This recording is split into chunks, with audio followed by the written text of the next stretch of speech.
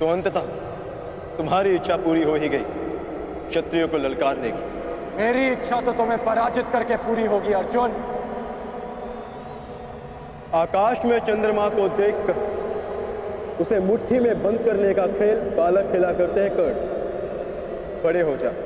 आज तुम्हें ज्ञात होगा कि धनुर्विद्या में तुम मुझसे कितने छोटे हो अर्जुन। सावधान!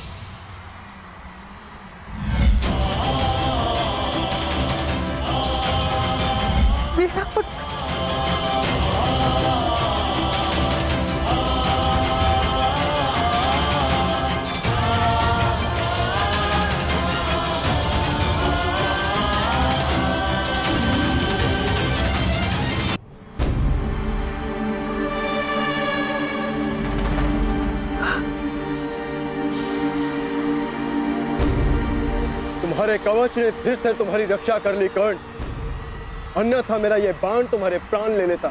कवच तो तुम्हारे पास भी है अर्जुन, बस दो अंतर है हम दोनों के कवच में। पहला, ये कवच मेरे ही शरीर का अंग है, और दूसरा कि मेरा कवच तुम्हारे कवच से कहीं अधिक कठोर है। अब बातों के बाढ़ चल चुके हो तो धनुर्ज्ञान दिखाओ, अन्यथा पराजय स्वीकार करो। बहुत बोल चुके कर्ण, अब देखना यह है कि तुम्हारा कवच कितना कठोर है। ये लालसा अधूरी रह जाएगी तुम्हारी, क्योंकि अगला बाण मुझ तक पहुंचा ही नहीं पाओगे तुम। मेरा अगला बाण ना केवल तुम तक पहुंचेगा ही, बल्कि तुम्हें रणभूमि से बाहर भी खदेड़ देगा।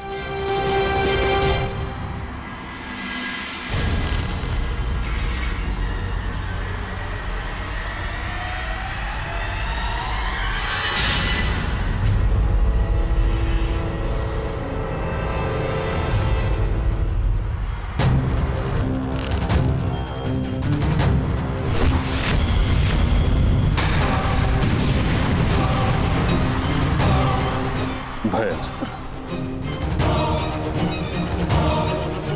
अर्जुन कर्ण में भय का संचार करना चाहता है।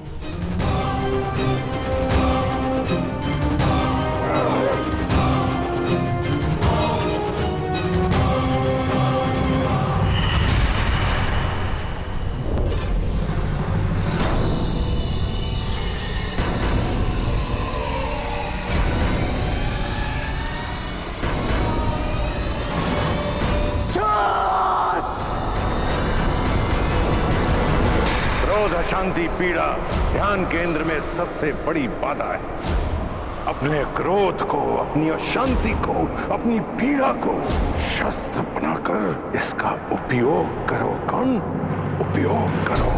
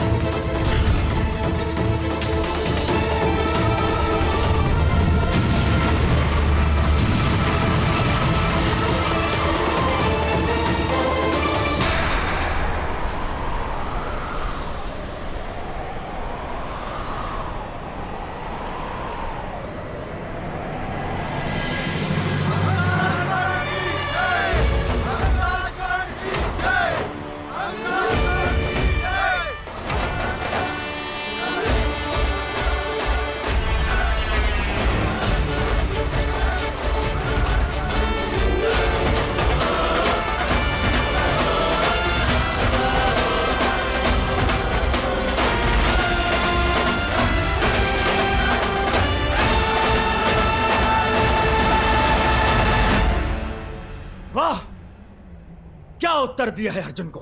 लगता है आज देवता भी मेरे ही पक्ष में हैं।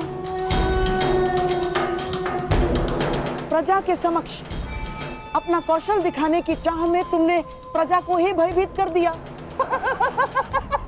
तुमने भयास्त्र का प्रयोग करके भूल की अर्जुन।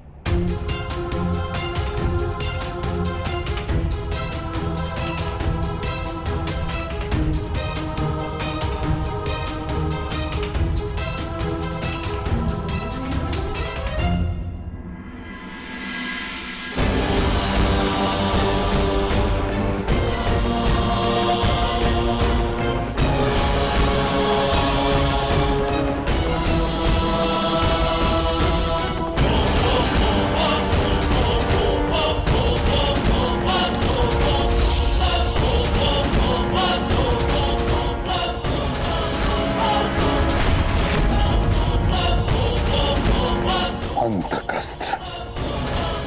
इस प्रकार भरी रंगभूमि में इस अस्त्र के प्रदर्शन की आज्ञा नहीं दी जा सकती।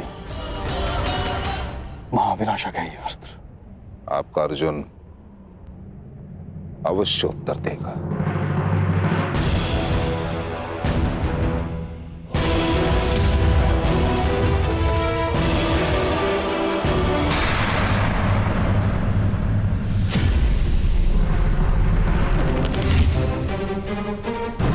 कहा था ना मैंने, अर्जुन अवश्य उत्तर देगा। मृत्युंजय अस्त्र।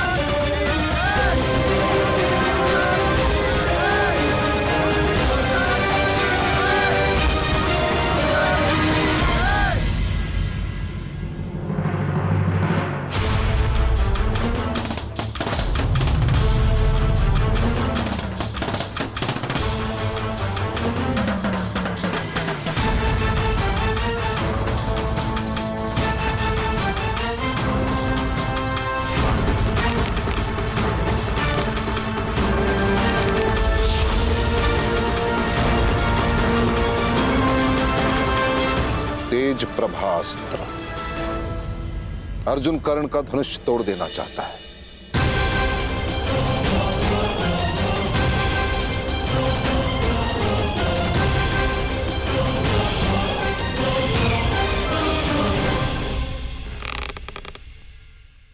मंशा तो कर्ण की भी यही प्रतीक होती है।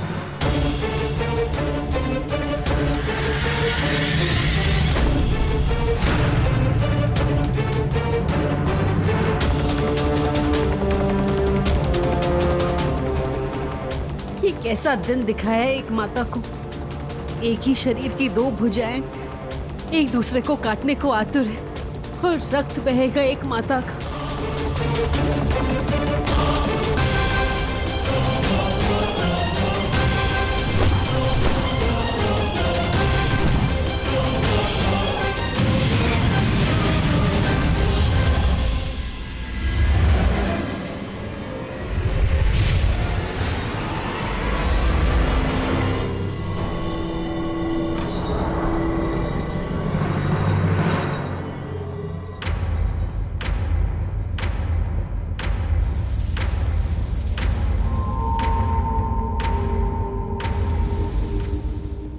अब क्या होगा?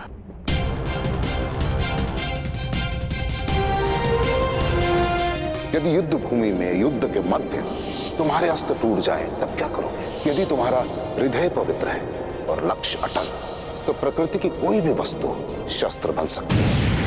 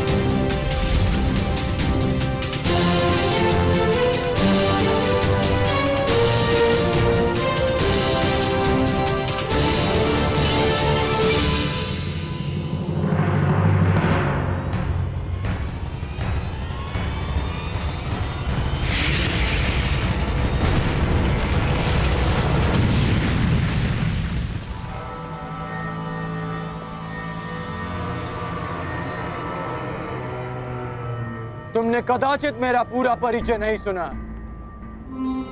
मैं तुम्हारे गुरु और महामहिम भीष्म का गुरु भाई हूं।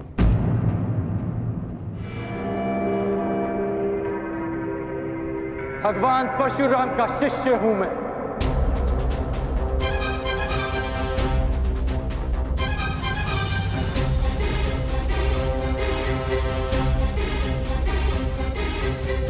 अंगराज कर्ण की, अंगराज कर्ण की, अंगराज कर्ण की, अंगराज कर्ण की।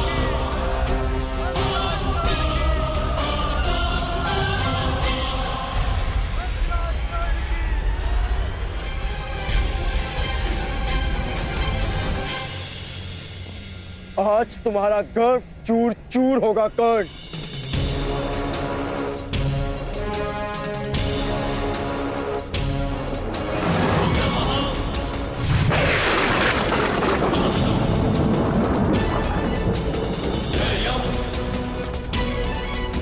बुद्धिहीन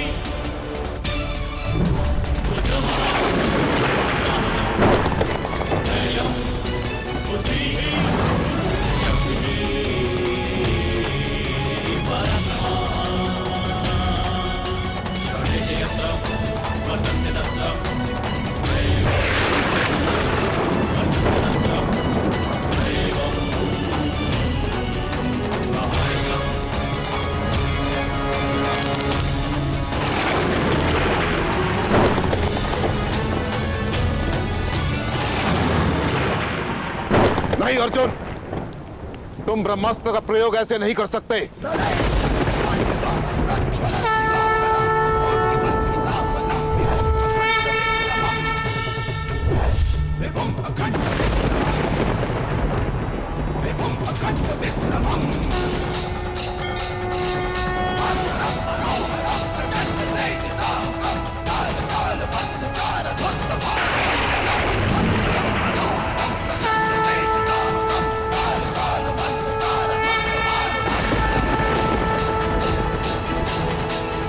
यही भय था मुझे। कर्ण ब्रह्मास्त्र के उत्तर में भार्गवास्त्र का आह्वान कर रहा है। यदि ये दो दिव्य अस्त्र टकरा गए तो महाविनाश हो सकता है आचार्य द्रोण।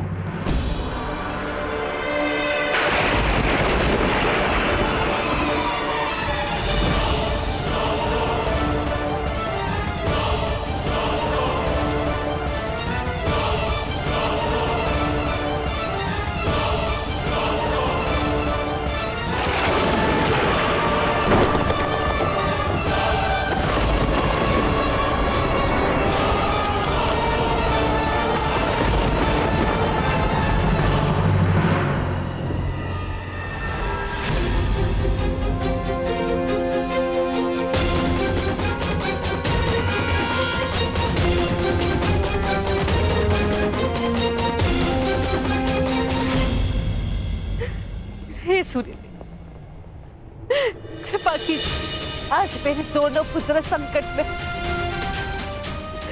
जिनमें से एक आपका पुत्र है। कृपा कीजिए सूर्यदेव, कृपा कीजिए,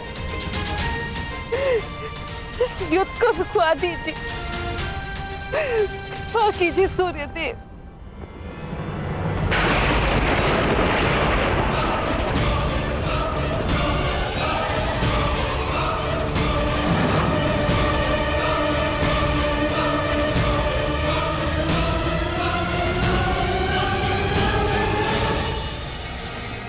सूर्यास्त हुआ।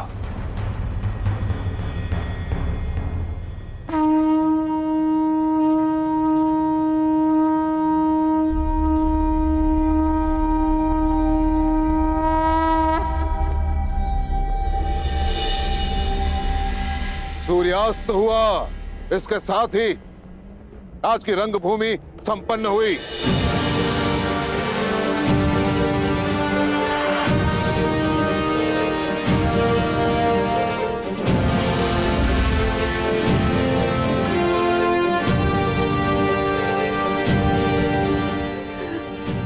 आभार सूर्यदेव।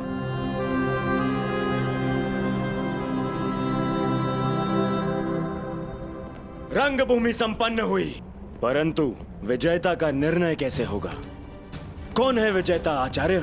राजकुमार दुर्योधन, इसकी घोषणा कल राज्यसभा में होगी।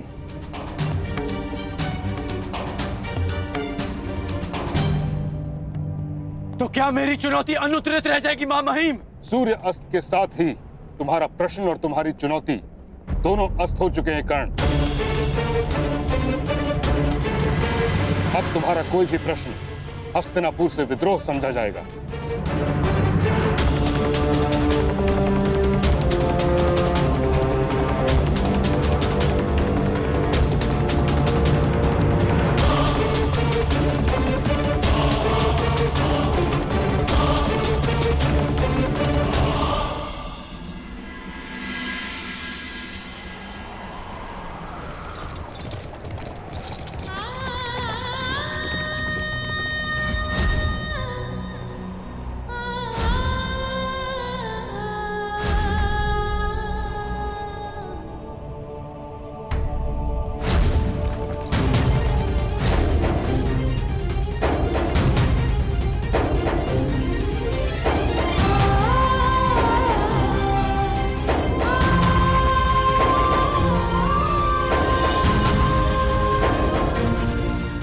मेरा पुत्र है, वो राधा ही नहीं, वो कुंता ही है। ये कैसी अनहोनी, मेरा ज्येष्ठ पुत्र अपने भाइयों के विरुद्ध खड़ा है। ये मेरा अपराध है जिसका दंड वो निरीह बालक भुगत रहा है। यदि मैं साहस रखती तो मेरे पास होता।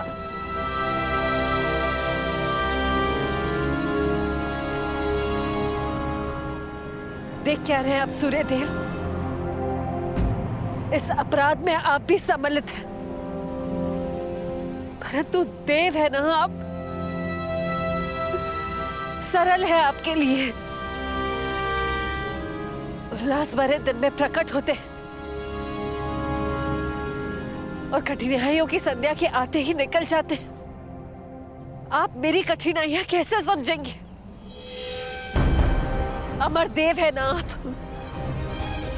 एक मृत मानव की पीड़ा और एक निश्चित मां की चिंता क्या समझेगा?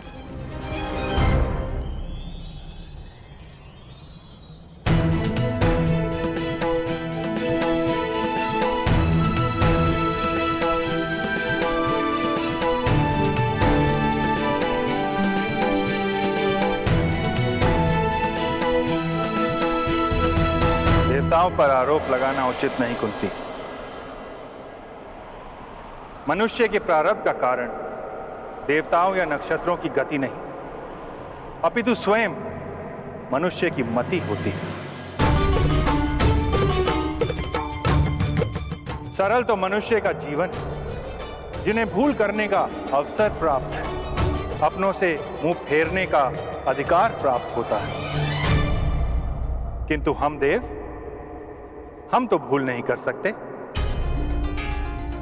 जिस पुत्र को जलधारा में बहाकर तुम एक पल में भूल गए, उस पुत्र के जीवन के पल पल के साथ में जुड़ा रहा। उसे असुरक्षित देखकर तुम में आज करुणा उत्पन्न हुई, किंतु मैं तो वर्षों से उसका सुरक्षा कवच बनके उसकी रक्षा करता आ रहा हूं। और आज तुम मुझ पर आरोप लगा रही हो।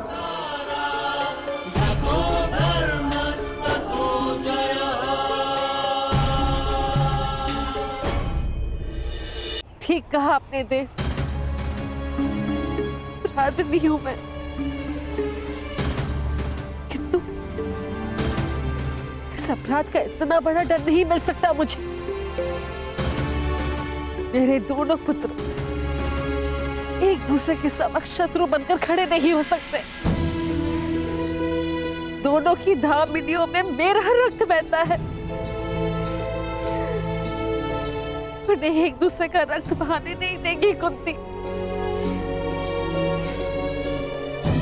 अभी समय शेष, इस अपराध का प्रतिकार किया जा सकता है देव। समय तो अपने चक्र में चल रहा है देवी। जो हुआ, जो हो रहा है और जो होने वाला है, उसके पीछे बहुत ही महत्वपूर्ण कारण है। जो हुआ उस पर मेरा वश नहीं था देव, किंतु जो विनाश होने जा रहा है उसे रोका जा सकता है।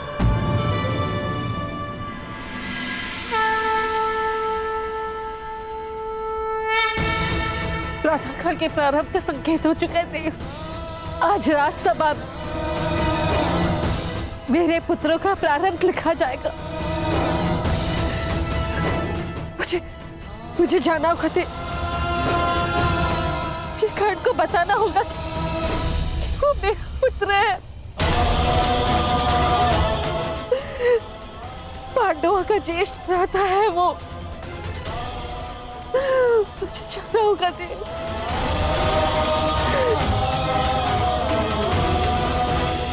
रंगभूमि में युवराज चुनने का प्रस्ताव आप ही का तो था गांधार नरेश, और नियम यह था, रंगभूमि में जो विजेता होगा वही युवराज बनेगा। रंगभूमि में कुरु राजकुमारों में अंत तक जो खड़ा था वो था अर्जुन, अपराजय। और मैं अपने ज्येष्ठ भ्राता का प्रतिनिधित्व कर रहा था काकाश्री, इसलिए विजेता मैं नहीं, भ्राता युधिष्ठिर है। विजेता का चैन शेष है कुमार अर्जुन।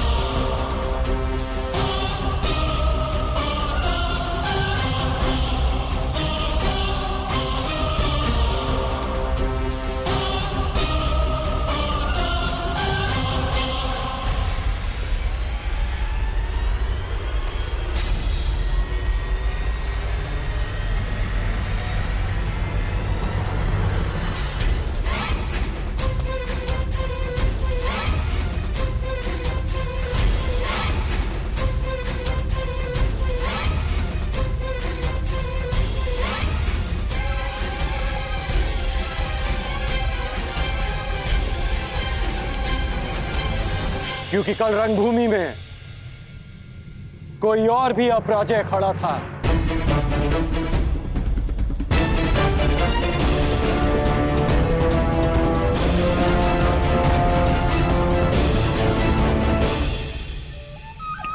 अब आनंद आएगा मेरे होने वाले सम्राट।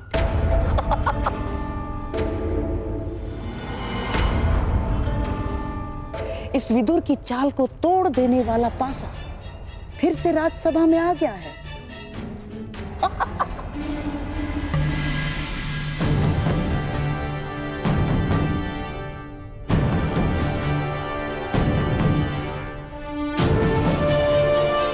अभी द्वंद्व शेष है, उसका परिणाम शेष है, और सर्वश्रेष्ठ का चयन भी शेष है। ये राजसभा है कर्ण, ना ही तुम्हारा स्थान है और ना ही तुम्हें किसी ने निमंत्रित किया है। जाओ यहां से। आपकी बात काटने के लिए क्षमा चाहूंगा, परंतु कदाचित आप भूल रहे हैं, महाराज ने स्वयं कर्ण को अंग देश का राजा घोषित किया है।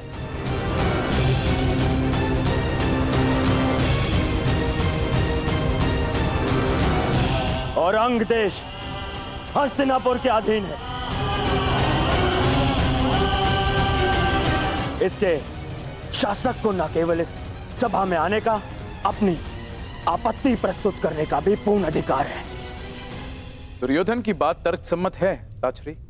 राज्यसभा में बैठने का अधिकार प्राप्त होने का अर्थ ये कदापि नहीं कि तुम उद्दंडता दिखाओ। ताचरी ठीक कह रहे हैं कर्ण, अब तुम अंगराज हो। राज्यसभा के नियम और आचरण की मर्यादा का पालन करना। महाराज, मुझे लगता है कि अंगराज को उनकी पहली भूल के लिए पर्याप्त चेतावनी मिल चुकी है। अब क्यों ना उनकी आपत्ति सुन ली जाए। कहो अंगराज, क्या आपत्ति है तुम्हें?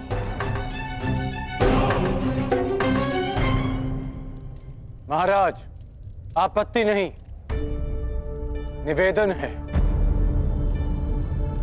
कि कल रणभूमि में जो द्वंद्व अधूरा रह गया था उसे आज पूरा किया जाए।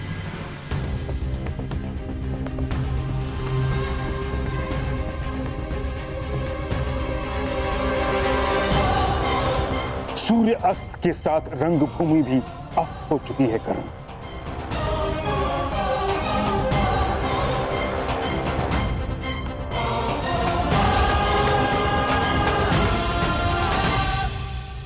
सूर्यास्त से दिन समाप्त होता है मामहीम, जीवन नहीं। तट से टकराने से लहर समाप्त नहीं होती, लौट कर आती। आज फिर से सूर्यदेव प्रस्तुत हैं, मैं प्रस्तुत हूं, समस्त राज्यसभा प्रस्तुत है। तो द्वंद्व का परिणाम आने दीजिए मामहीम। इस द्वंद्व से कोई लाभ नहीं होगा महाराज। लाभ और हानि की बातें व्यापारियों को शोभा देती हैं विदुर महोदय, योद्धाओं को नहीं। शासक होने के नाते क्या आप जब चाहे नियम बदल सकते हैं? यह अन्याय नहीं तो क्या है? यह अनीति नहीं तो क्या है?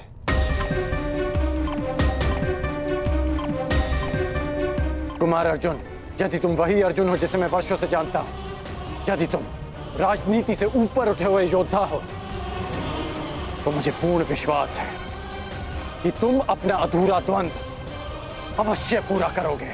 मैं पहले भी वही अर्जुन था और अब भी वही अर्जुन हूं। मुझे ये द्वंद्व स्वीकार है।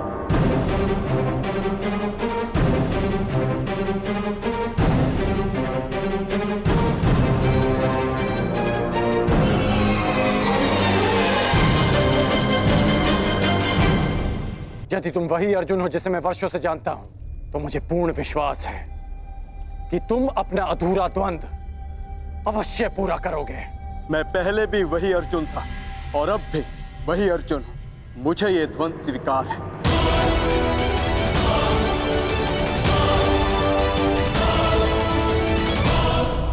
कोई द्वंद्व नहीं होगा।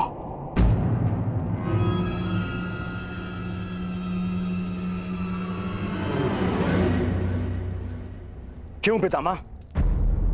महामंत्री के अनुसार अर्जुन ने मुझे पराजित किया, परंतु वो स्वयं भी विजयी नहीं हुआ है।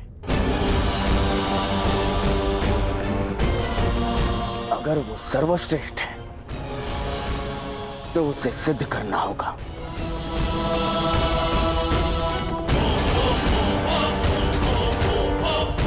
जब कर्ण और अर्जुन दोनों ही यहां प्रस्तुत हैं, तो युद्ध से भय क्यों है आपको?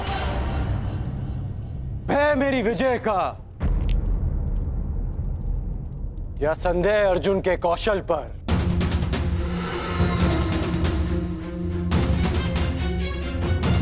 या अविश्वास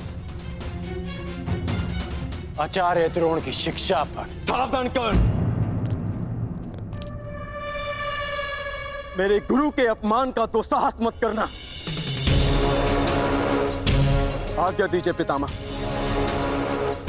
आज संसार देखेगा आचार्य द्रोण द्वारा रचित अर्जुन नामक तट से टकराकर कर्ण नाम की लहर कैसे टूटती है, किस प्रकार मेरे में कर्ण के चुनौती के सूर्य को अस्त करते हैं। कर्ण ने हस्तिनापुर की न्याय और नीति पर प्रश्न उठाया है। आज इन्हें विश्वास हो जाएगा कि हस्तिनापुर में अब भी न्याय और नीति का शासन है।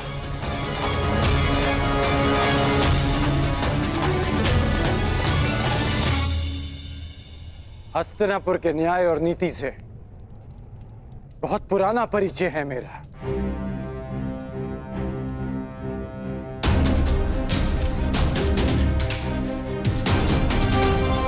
परंतु मैं तुम्हारे कौशल का परिचय जानना चाहता हूं।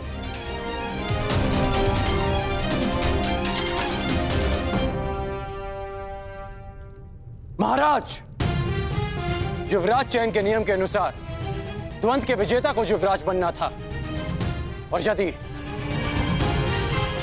प्रतिनिधित्व के बल पर युवराज चयन होता है तो कुमार दुर्योधन को भी उचित प्रतिनिधित्व मिलना चाहिए, जो उन्हें नहीं मिला महाराज।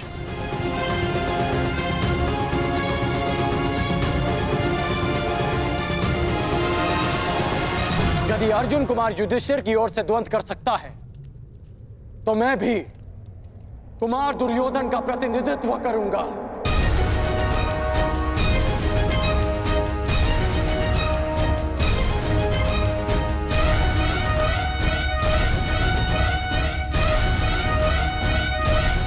और इस स्थिति में भी अर्जुन और मेरे मध्य द्वंद्व शेष है।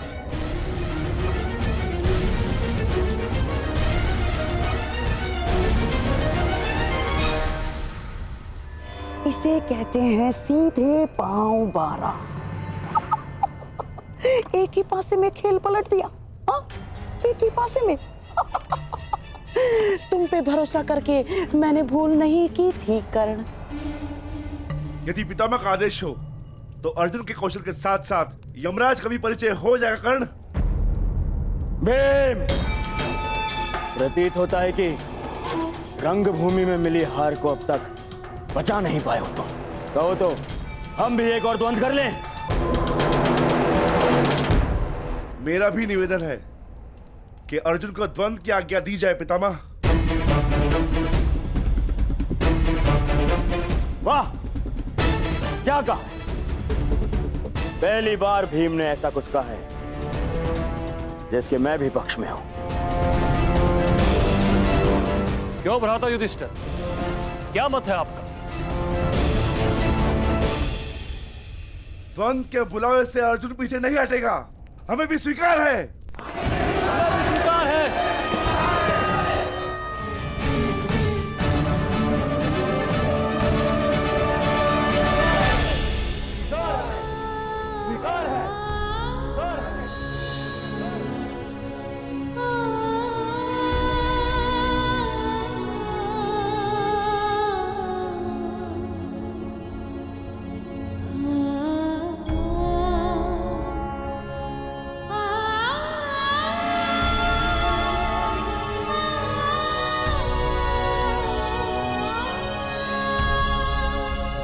परंतु मुझे स्वीकार नहीं।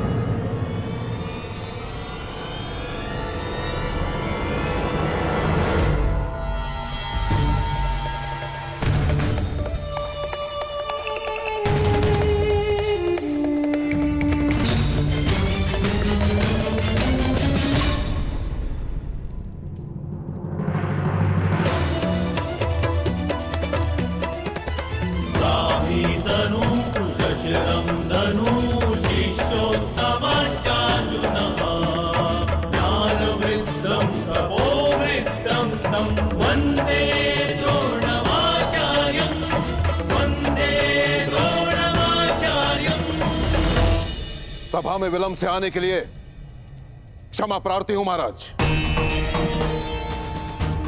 मेरे शिष्यों में से सर्वश्रेष्ठ योद्धा कौन होगा, इसका चयन केवल मेरे अधिकार क्षेत्र में आता है महाराज, केवल मेरे।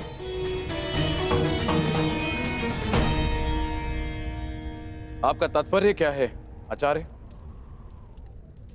वही जो अंगराज कर्ण का है।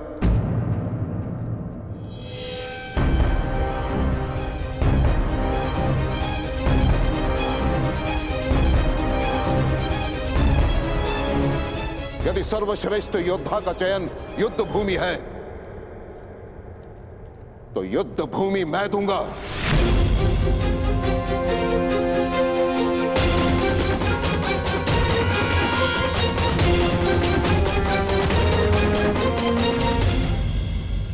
वैसे भी नियति कहती है महाराज कि गुरु दक्षिणा दिए बिना कोई भी शिक्षा पूरी नहीं मानी जाती। मुझे गुरु दक्षिणा चाहिए, वो भी राजकुमारों से। और जो शिष्य मुझे मेरी गुरु दक्षिणा प्रदान करेगा वो हस्तिनापुर का युवराज होगा।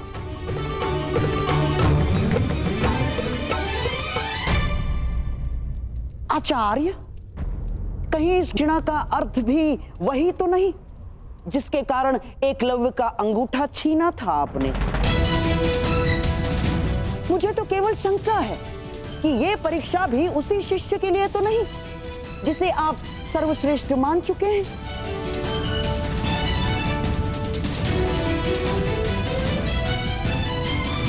कहिए आचार्य, क्या चाहिए आपको गुरु दक्षिणा में?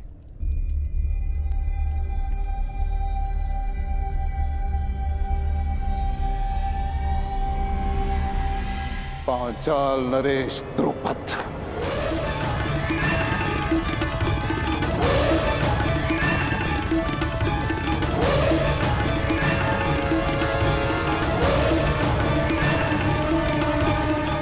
मुझे गुरु दक्षिणा में पांचाल नरेश द्रुपद चाहिए महाराज।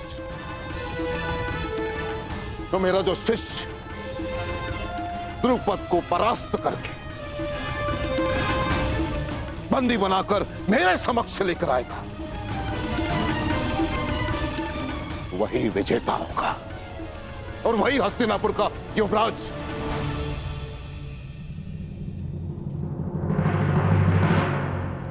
ये कैसी गुरु दक्षिणा है आचार्य?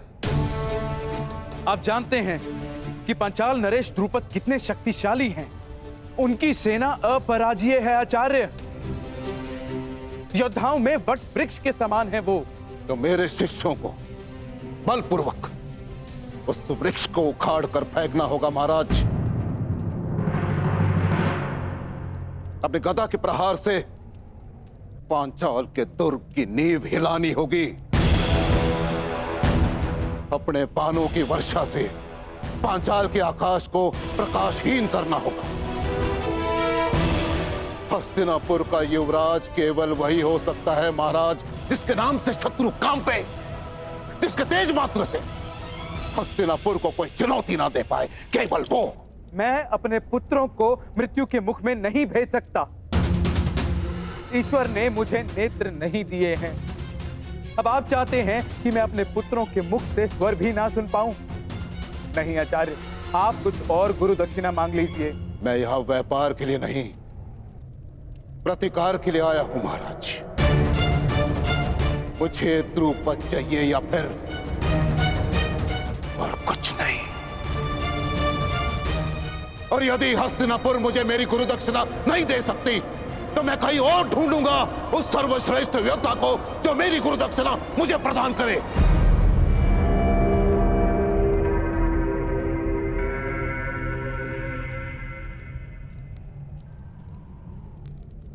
ठीक है आचार्य, हस्तिनापुर की सेना आपके लिए द्रुपद को लेकर आएगी। ताची स्वयं द्रुपद को बंदी बनाकर लेकर आएंगे।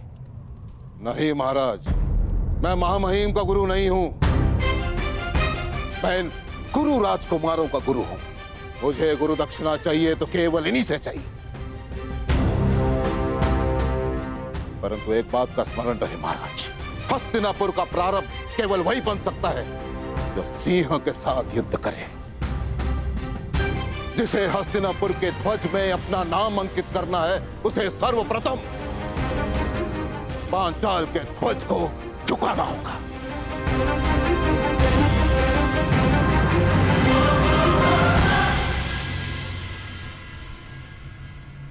नौकार तलवार बनाता है महाराज, परंतु अपने स्वामी को देने से पूर्व उसकी धार को परखता है। परंतु मैंने उस धार को परखे बिना वो तलवार आपको सौंप दी। परंतु अब परख होगी महाराज। मैं देखना चाहता हूं कि मैंने शूरवीर योद्धा तैयार किए कि हस्तिनापुर में केवल अपना समय नष्ट किया है। क्या तुम 105 में से कोई है जो अपने गुरु के ऋण को चुका सके?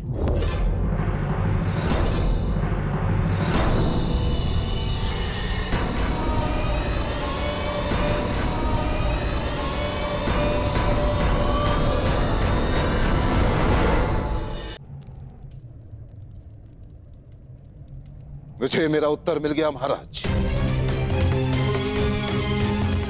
आज अपने ही परीक्षा में असफल रहा। आप अपना युवराज चुनने के लिए स्वतंत्र हैं और मैं अपने सर्वश्रेष्ठ शिष्य को ढूंढने जा रहा हूं।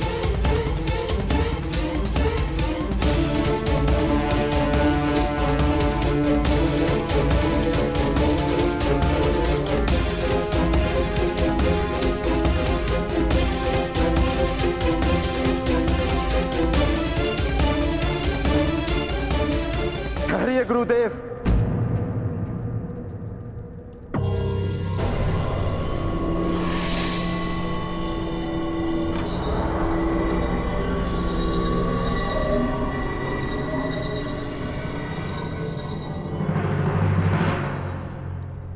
विलंब से उत्तर देने के लिए क्षमा चाहता हूं। मैं सोचने लग गया था कि वर्षों के महान परिश्रम के बदले मेरे गुरु बस इतनी सी गुरु दक्षिणा मांग रहे हैं।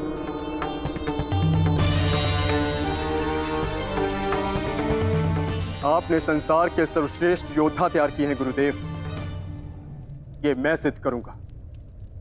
मैं पांचाल नरेश को आपके समक्ष लेकर आऊंगा।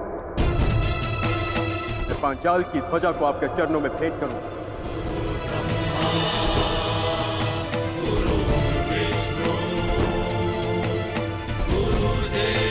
गुरु का स्थान ईश्वर से भी ऊंचा है, इसीलिए शिष्य का कर्तव्य है कि गुरु की आज्ञा का प्राण देकर भी पालन करे। हमारे गुरु की कामना अधूरी रह जाए, यह हमारी गुरु दक्षिणा, यह हम कभी स्वीकार नहीं करेंगे। आपको आपकी गुरु दक्षिणा अवश्य मिलेगी गुरुदेव। हम पांचों कल ही पांचाल की ओर प्रस्थान करेंगे।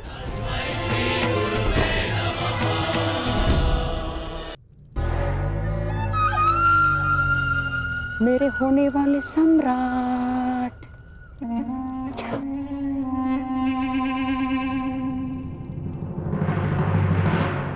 हम भी जाएंगे।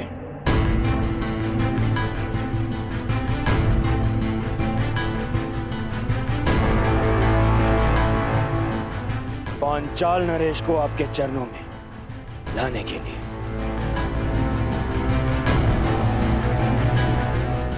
और अब युवराज का चुनाव गुरु दक्षिणा ग्रहण के पश्चात ही होगा।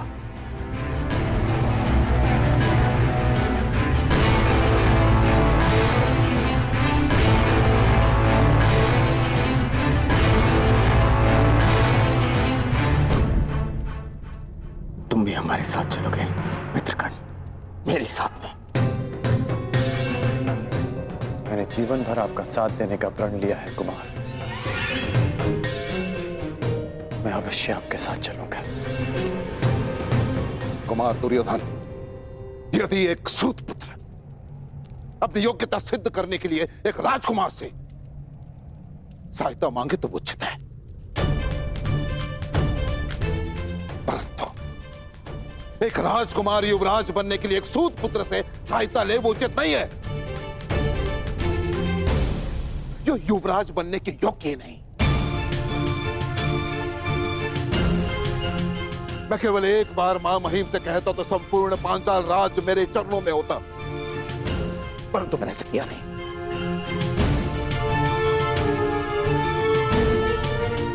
क्योंकि एक योद्धा अपनी शक्ति से अधिकार पाता है, दान में प्रसाद नहीं।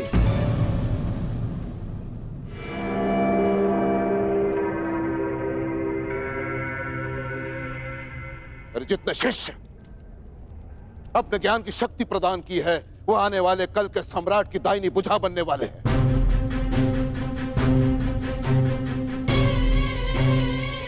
यदि इस भुजा को एक सूत पुत्र के बाहुबल की आवश्यकता पड़ जाए तो मुझे ग्लानि है कि तुम मेरे शिष्य हो।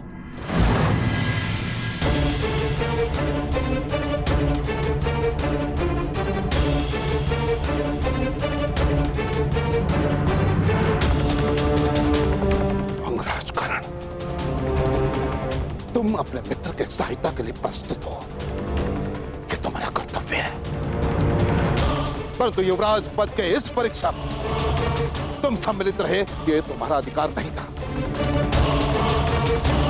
ना तो तुम मेरे शिष्य हो और ना ही रंगभूमि के भांति इस बार मैंने किसी योद्धा को ललकारा है।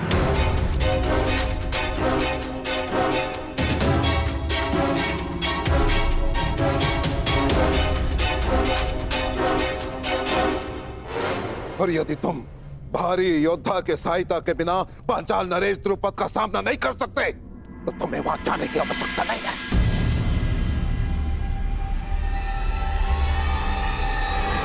आचार्य,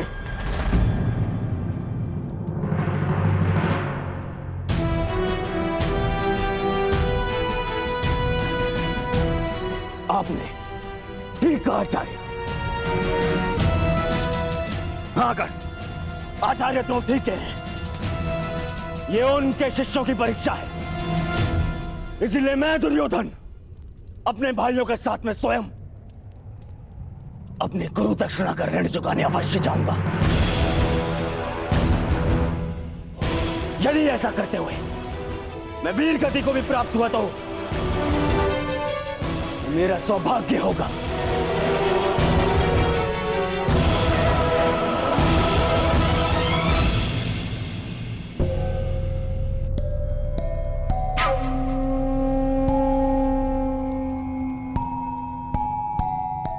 परंतु यदि ऐसा हुआ तो मेरी आत्मा पर एक उत्तरदायित्व का भार शेष रह जाए।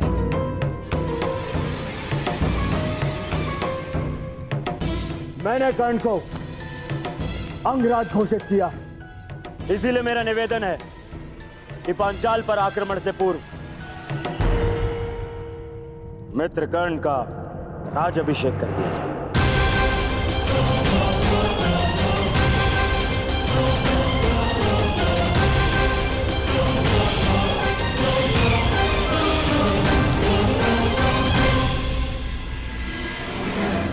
पितामह,